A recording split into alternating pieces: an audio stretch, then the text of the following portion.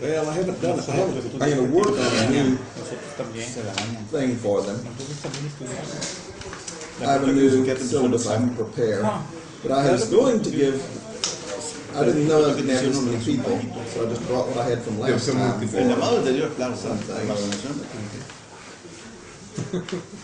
Pasen a mi presbiterio para que caminen acá. No hubo tu llamada. Ya nos dijeron que los exámenes de otros presbiterios no llegan a nuestros exámenes. Pero si yo soy el Ministerio de Educación. Vamos a Sí, tú estás con el ministro de Educación, ¿no? Yo soy el ministro de Educación de ahí De Monterrey. No, ya está.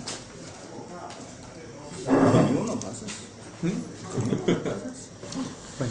Pero los maestros no quieren pasar a alguien, no pasa. Claro, si tuviéramos que hacer otro presbiterio, entonces sí. Okay, gentlemen. I wasn't quite certain that I was going to be doing this class because we were discussing surgery as a possibility. And instead of doing it this fall, which would have taken me off my feet for about 3 months because it would have been ankle surgery, we're looking at doing a brace and then doing possible surgery if that doesn't work. Thank you. And then doing surgery maybe after Easter. So I do not have everything that I would like you all to have. So what I want you to do, what is important for me to have, is your email addresses. Does everyone here have email? Yes. Yes. Excellent. What I want you to do, this will work, is write your name, print your name, and print your email address the way I need it. I'm going to be updating my syllabus. No doctor handwriting, please. Yes. If you handwrite like me, you'll never get any mail. You're not doctors yet, so you got to keep your writing neat till you So are. write as neatly as you can. I had thought I had some cards that we could put up around, but I don't see them in my box. And what I'm going to do for you, also, I'm going to have this printed for you next time we gather together. This is what I basically like to do in one lecture. Most of this.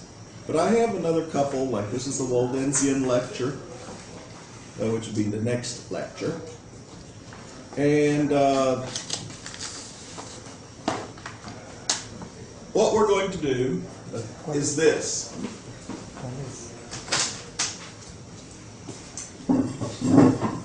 We're talking about pre-Reformation religious movements, things that led into the Reformation, things like that. And in this class, we're going to talk about some fun topics, like the Waldensians. We'll talk about Wycliffe a little bit, and there's some challenges to that. We'll talk about Huss, or Hus, and a few other things as well. Now, I have a question. Do these classes finish in December or in January? The last class is January. That's what I thought. Okay, good. But we're going to definitely handle these, and we're probably going to add maybe another lecture or two. I debated Savonarola.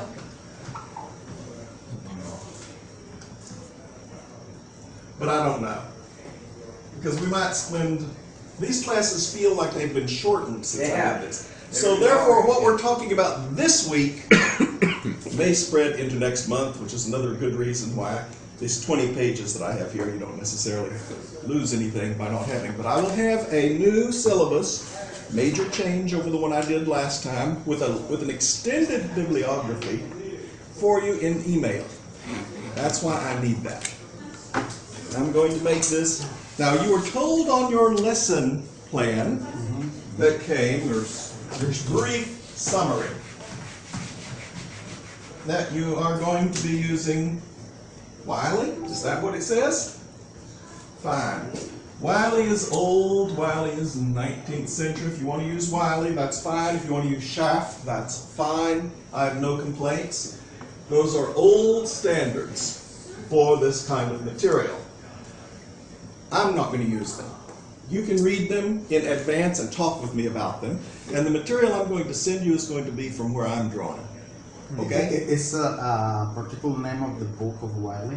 Yeah, he has a history of Protestantism, and you can get that free online. Okay. That's why I'm not going to say rush out and spend money on books.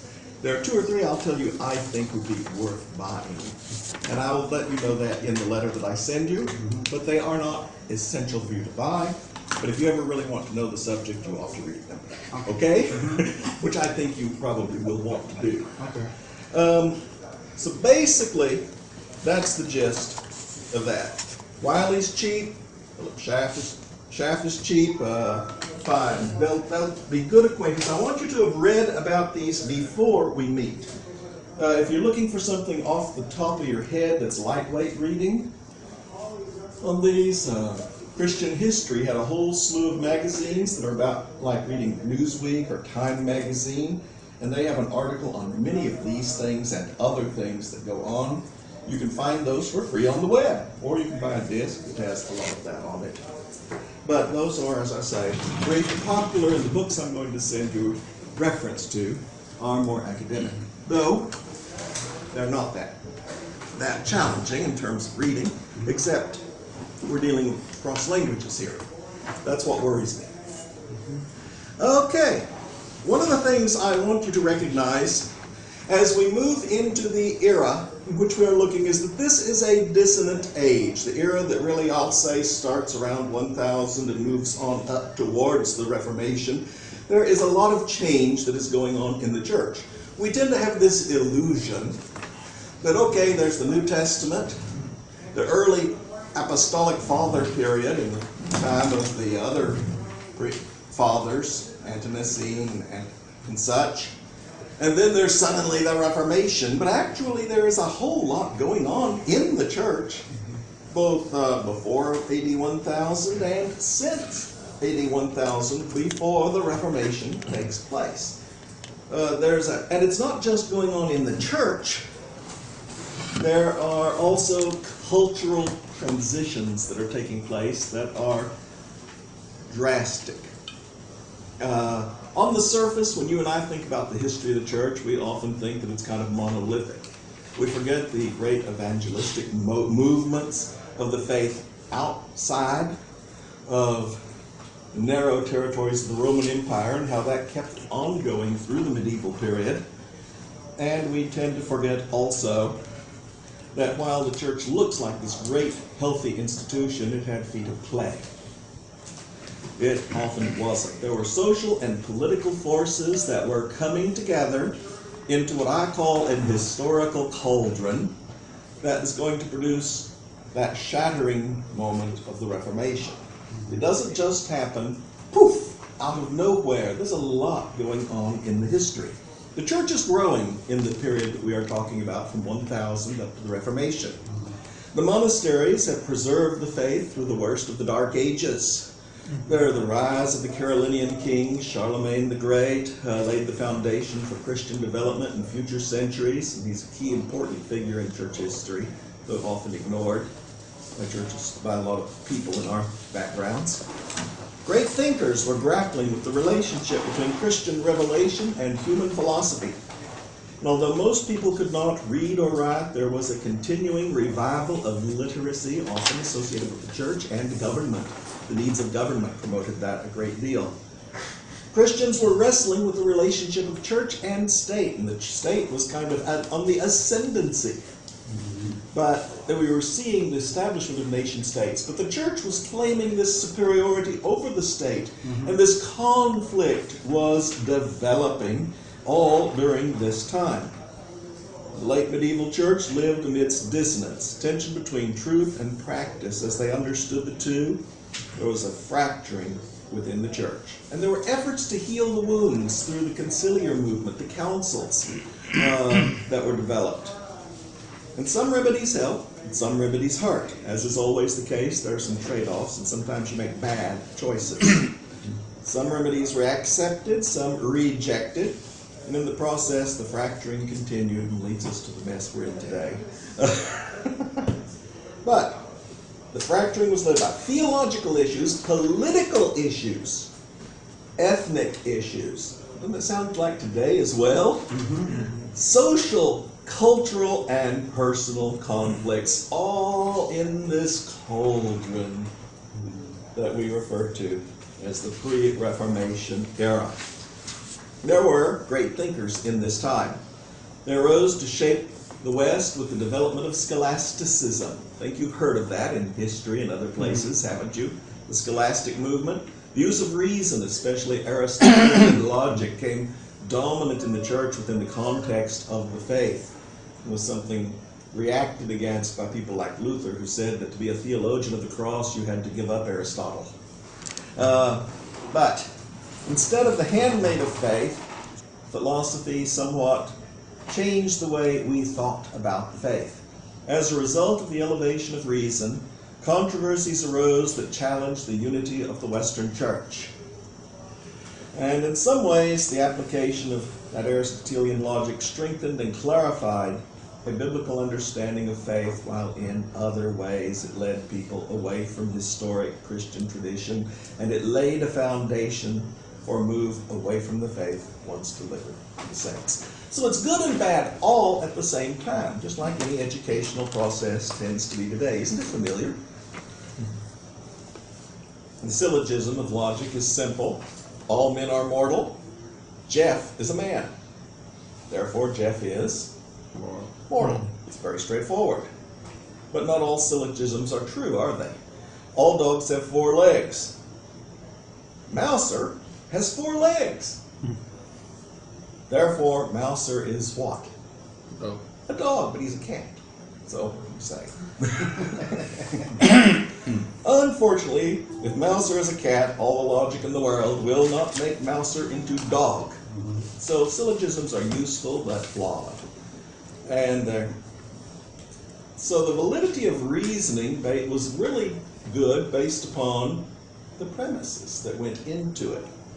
And so that became a matter of some challenge in the centuries to come. It was not as simple as what I have given, but that's a classic example.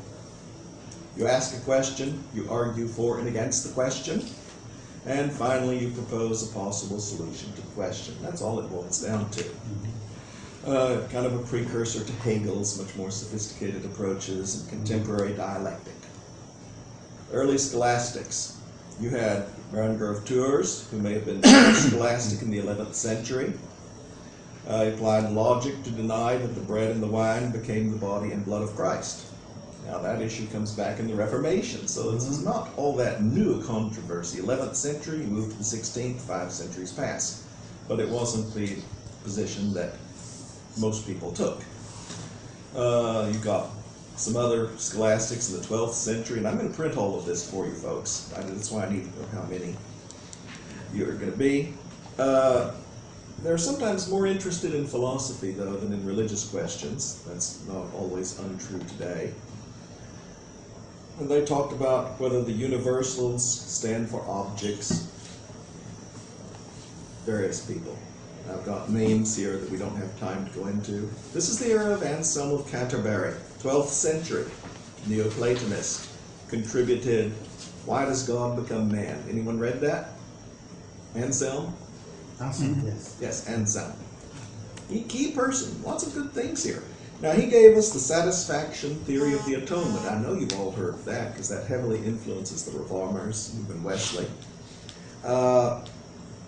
It borrows from the feudal concept of how you have a vassal who owes a debt to his lord, right? And his proofs for the existence of God were well known. And today, if you're going to argue that God in Christ has to become a human being to save sinners, that there is no other way for our salvation to occur, you're borrowing from Anselm, who borrows from Paul. But you're borrowing from Anselm in many ways. So lots of good things were happening as we see it in this time, but there were challenges as well. The language of Anselm, we talk about Christ's death satisfying divine justice. Concepts that you find in all of your Lutheran and Reformed confessions of the Reformation era. forensic justification, penal atonement. You know what I mean by penal atonement? Criminal atonement. All of that rests in that kind of theology. Judicial discussion of the atonement. That influences all of Western Christianity, more or less. Anselm said, I do not seek to understand that I may believe, but I believe in order to understand, which is another interesting line that I think echoes across the centuries.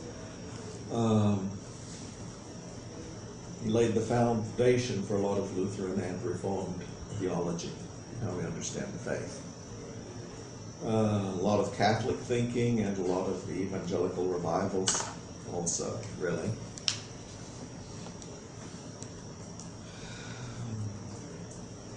I'm going to skip the conversation about the crucifix. I'm going to talk about how Christian theology continues to divide along philosophic lines that were discussed in that time, both Aristotelian and Platonic.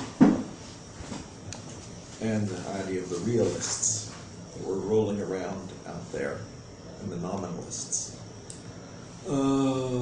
Extreme nominalists tend to believe only what they can see, feel, and touch. And it's kind of in the, no, I said that backwards. The realists, whereas the nominalists move another direction. I'll move in, you can look at this later. But all that affects how people ultimately came to understand the Lord's Supper. This is a typo. Needs correction. In there. But everything basically that we like to fight about in the Reformation started centuries earlier. That's all I want to say. You have Abelard as a name that comes up, you may have heard about. Controversial theologian who's influenced the church today with the moral theory of the atonement. Christ was just an example. It's the extreme aspect of that. You have Peter Lombard, whose sentences shaped medieval education up to the Reformation. You get a degree, you studied his sentences, you had to write kind of a commentary on his sentences, moving on in advanced theological study. His whole idea of the 7 sacraments. Bernard of Clairvaux comes through in this period. A preacher, friend of the Knights Templar, talked about mystical life in Christ. Emphasis on the grace of God in Bernard of Clairvaux's preaching. You have Aquinas, or Aquinas, Thomas Aquinas. And he comes to our attention in this age. Really, the Franciscans do as well. Duns Scotus comes to the fore. First theologian to argue for the Immaculate Conception, which is an issue that comes up again in the Reformation. William of Ockham, in this period, who believed you could not prove or disprove God exists, and who elevated the Bible over lots of theological methods, the study of the Fathers, and the authority of the Church. Ockham taught that the believer who reads the Bible will accept everything that the Bible teaches. Of course, then the question becomes, what does the Bible teach? We all know that debate, don't we? All other truths are to be inferred from Scripture or cannot be accepted as needful for salvation. You can hear echoes of that in the Reformation. Later, Occam's 14th century, a couple of centuries earlier, and obviously an influence. But he's not a Protestant by any means. His views on original sin and free will were what we would call synergistic. What do I mean when I say something is synergistic? Following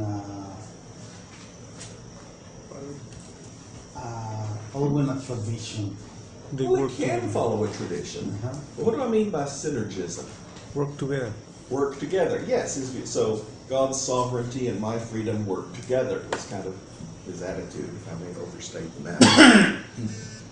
And I think that historically Lutheran theology and Calvinist theology rejected synergism. So he's no Protestant, but you can see in a lot of his ideas influence Protestantism and continue outside in more later Protestants who were often more synergistic. See? Those movements that flow out of the Reformation.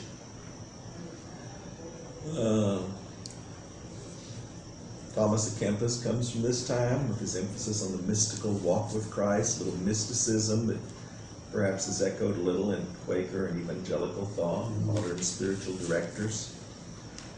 Maybe existentialism to a degree, I don't know. Church and state. Church in the eastern and western parts of the empire had different ideas about church and state, right? Yeah. In the west, who was on top in theory? The Pope. The Pope, yes! And in the east, who was really on top? The Byzantine church. In the Byzantine church, the emperor is on top. They really ran the church. So different directions. That developed in the Middle Ages, obviously.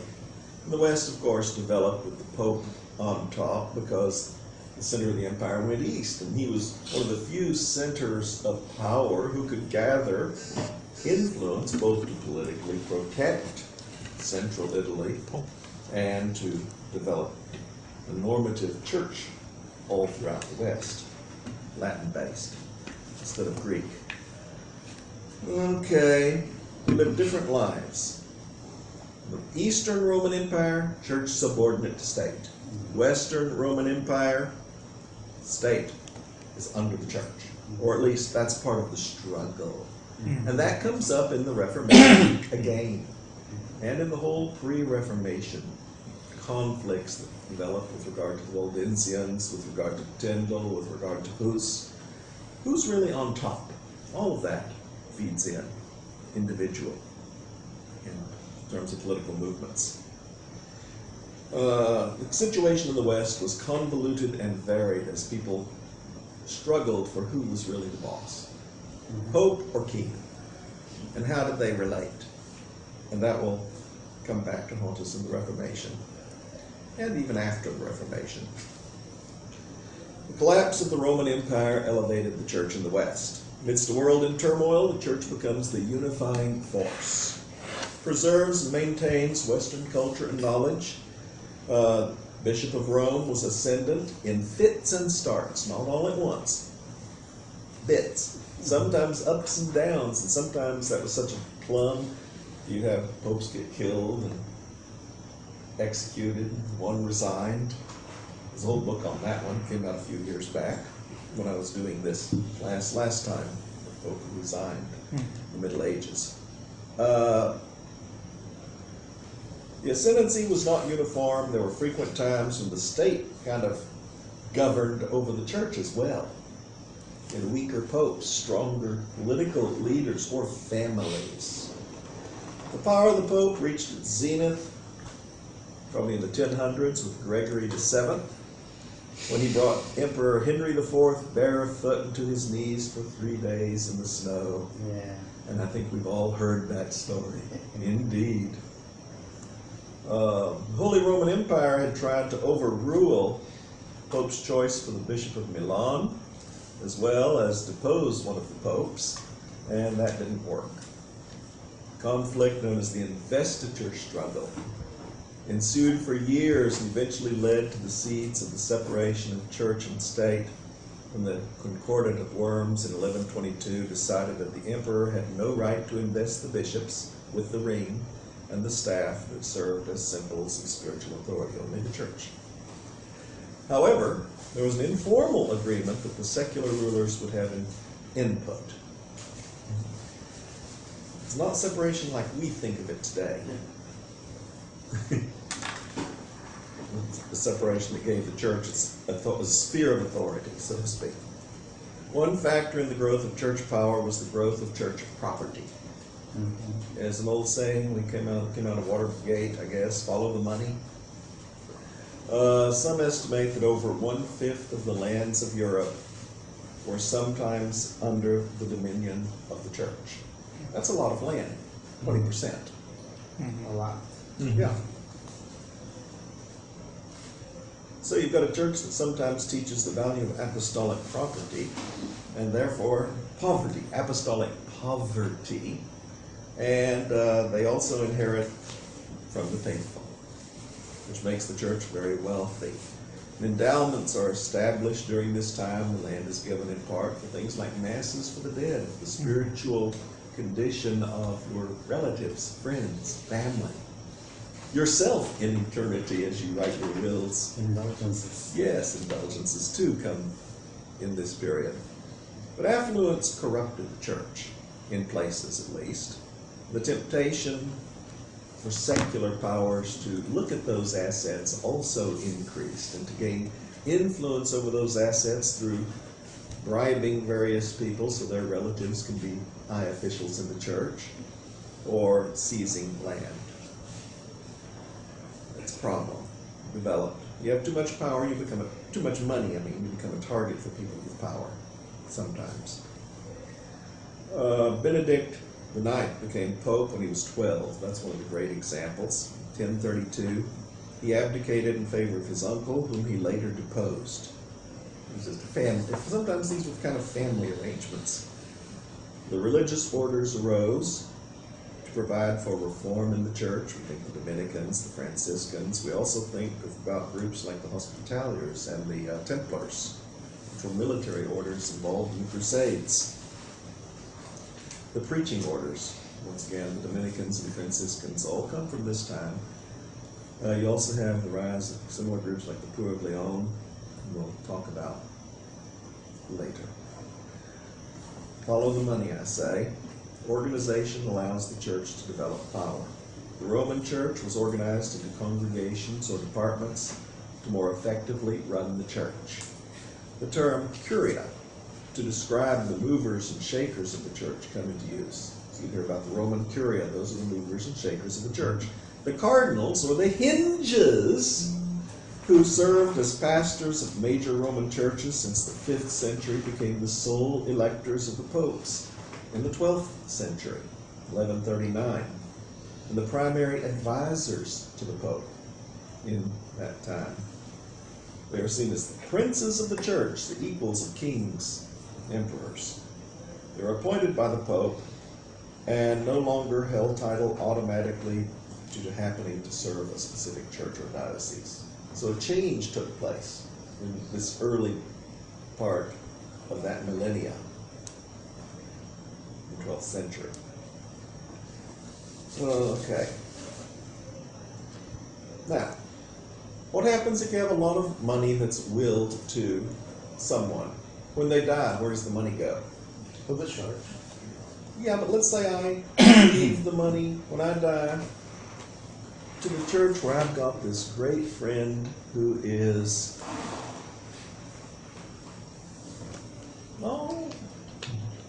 he's got a wonderful family.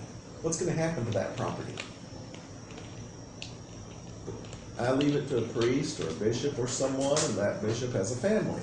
What happens to that? When the priest dies, It belongs to the family.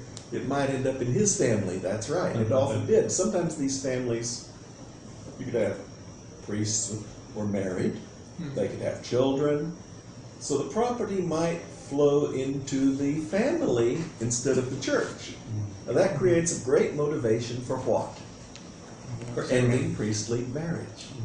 Family. So you keep the property where? In the church. In the church. Because it might kind of drift away. Yes. So you saw 12th century sees clergy celibacy become law. There were movements toward it earlier that are rooted in certain forms of monasticism and asceticism, but it really becomes law in the 12th century. And if you go back to the 11th century, you have movements to discourage priestly marriage, but it became law in the 12th.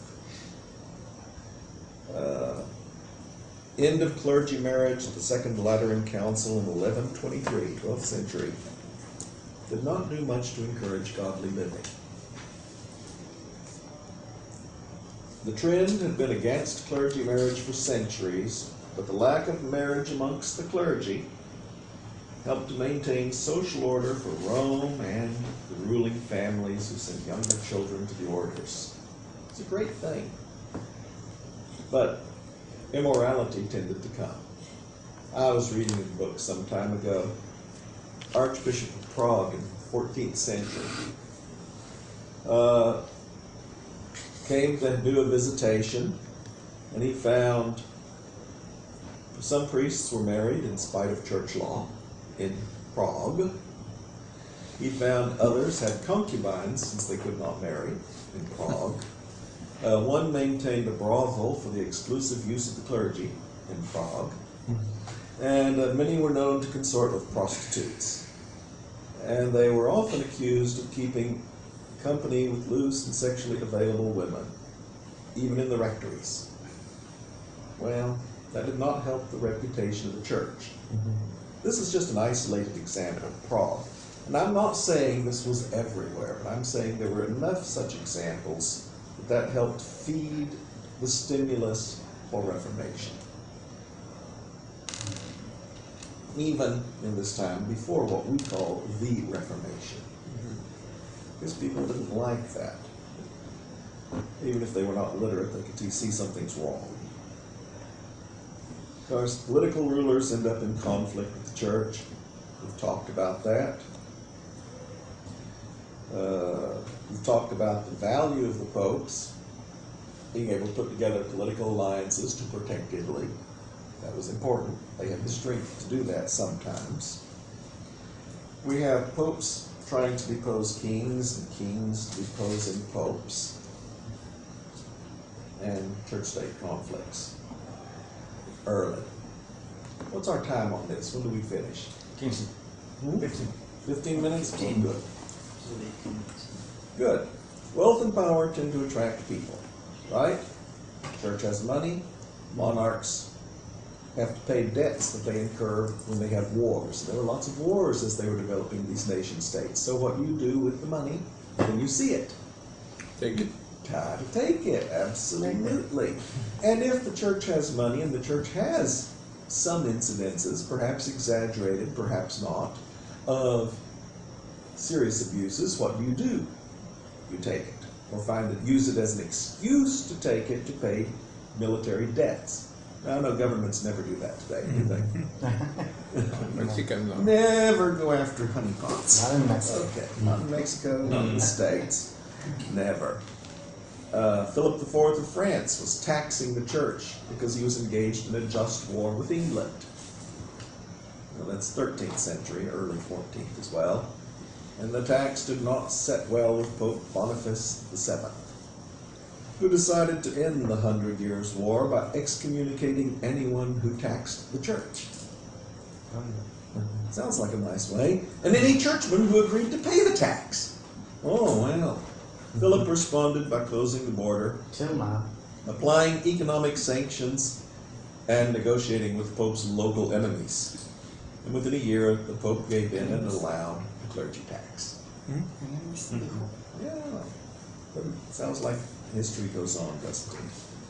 So Philip arrested a bishop, tries him, imprisons him for treason and heresy, claiming the right to use the civil court to sanction the clergy. Philip the Fair of France. Yes. Sanction the clergy if they commit crimes against the state, because what did the Roman Church want? Only the church can try the clergy. So he burned a letter from the Pope, forbade the clergy from leaving France in response to a summons to Rome, and convened